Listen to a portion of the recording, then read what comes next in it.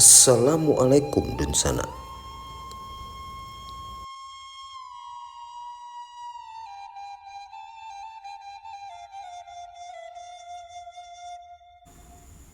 Bukit Tinggi merupakan salah satu destinasi wisata unggulan di Sumatera Barat.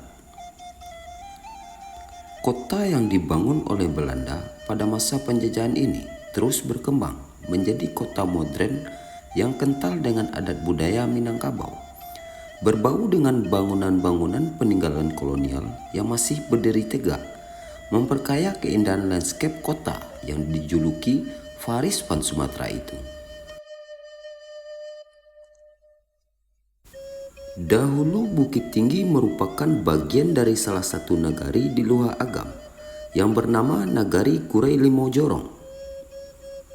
Pada saat kedatangan Belanda, perang antara kaum ulama dan kaum adat berkecamuk di pedalaman Minangkabau, termasuk di Nagari Kurai Limojorong. Belanda memanfaatkan pertikaian antara kaum adat dan ulama untuk menguasai wilayah Sumatera Barat. Belanda kemudian bekerja sama dengan penghulu Nagari Kurai untuk memerangi ulama. Atas perjanjian kerjasama ini, Belanda mendapat izin untuk meminjam atau membeli tanah Nagari Kurai untuk membangun benteng, rumah-rumah pemerintahan sipil, dan kebutuhan perang lainnya tanpa batas waktu yang ditentukan.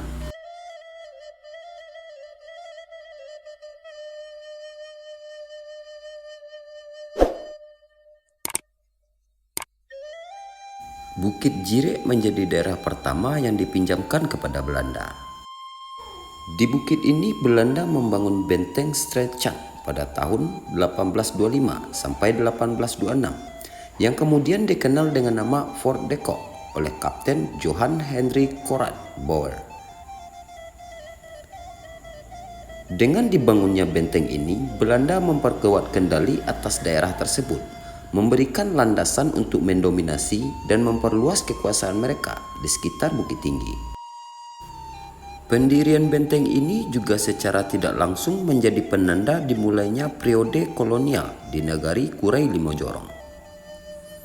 Perjanjian kerjasama yang dilakukan dengan penghulu Kurai hanyalah sebuah strategi licik Belanda untuk menguasai Nagari Kurai. Belanda terus melebarkan kekuasaannya tanpa memperdulikan isi perjanjian hingga nagari ini secara resmi dijadikan kota kolonial dengan nama Fort de Kock oleh pemerintahan Hindia Belanda. Fort de Kock perlahan muncul sebagai suatu entitas perkotaan baru yang modern baik dari segi administrasi kota, infrastruktur maupun permukiman.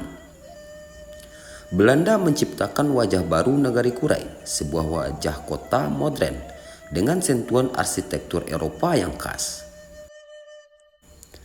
Bangunan-bangunan bergaya kolonial dengan atap tinggi, jendela besar, balkon yang terbuka, dan dekorasi seperti kolom, pilar, ornamen, dan detail artistik lainnya tampil menjadi ciri khas arsitektur kolonial di kota Bukit Tinggi. Penggunaan bahan seperti batu bata dan kayu juga memberikan daya tahan dan nilai estetik pada bangunan tersebut. Arsitektur ini dikenal dengan gaya arsitektur Art Deco, gaya Art Deco yang muncul pada awal abad ke-20. Art Deco dikenal dengan karakteristiknya yang menonjolkan garis-garis geometris, ornamen artistik, dan penggunaan material modern. Pada bangunan kolonial di Bukit Tinggi, gaya Art Deco ini dapat terlihat pada sejumlah bangunan seperti Gereja Katolik, St. Petrus Claver, bangunan peninggalan Hotel Sentrum, SMA 2 Bukit Tinggi, SD Franciscus, dan Jab Gadang. Selain itu, banyak bangunan tua dengan gaya arsitektur Belanda yang megah masih berdiri kokoh di sepanjang jalan di Bukit Tinggi. Beberapa di antaranya telah diubah menjadi hotel, kafe, ataupun museum.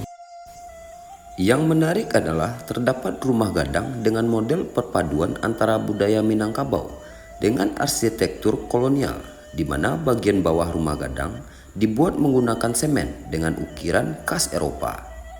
Rumah gadang ini bernama Rumah Gadang Suku Jamba dan berada di Kelurahan Bukit Canggang, Kayu Ramang, Kota Bukit Tinggi.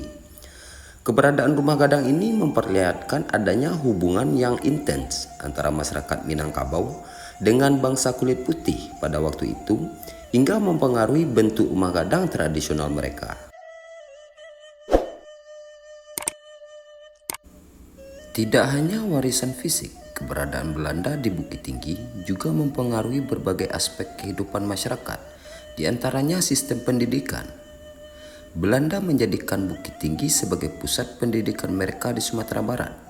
Mereka membangun sekolah-sekolah modern untuk menunjang aktivitas pendidikan di kota Bukit Tinggi.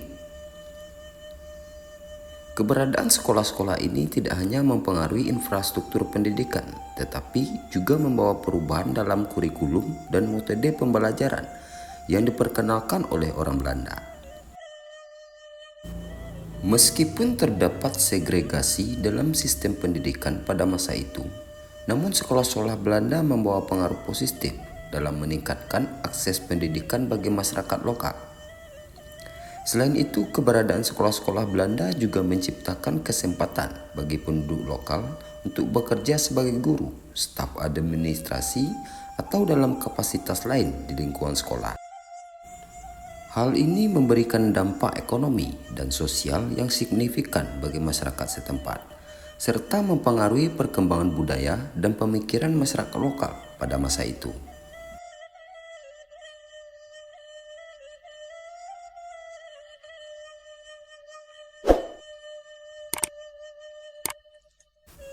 Bukit Tinggi dengan segala kompleksitas sejarah yang dipenuhi dengan perjuangan dan akulturasi budaya menjadi bukti hidup tentang bagaimana masa lalu membentuk identitas sebuah kota. Dari awal hanya sebuah nagari hingga menjadi pusat kekuasaan kolonial Belanda di Sumatera Barat. Setiap jengkal tanah Bukit Tinggi mencerminkan perjalanan panjang yang sangat dengan cerita. Arsitektur bergaya kolonial yang megah, sekolah-sekolah yang mencerminkan idealisme pendidikan Eropa, dan warisan budaya yang hidup dalam setiap sudut kota, semuanya adalah saksi bisu dari dinamika yang pernah terjadi. Dengan semua keunikan dan tantangan yang dimilikinya, Bukit Tinggi tidak hanya menjadi destinasi wisata yang menarik, tetapi juga menjadi titik rujukan bagi berbagai kalangan untuk memahami bagaimana keberagaman dan perubahan membentuk identitas sebuah tempat. Kota ini tidak hanya membanggakan keindahannya, tetapi juga mengajarkan tentang kekuatan adaptasi dan semangat bertahan dari sebuah komunitas yang berakar kuat dalam sejarahnya.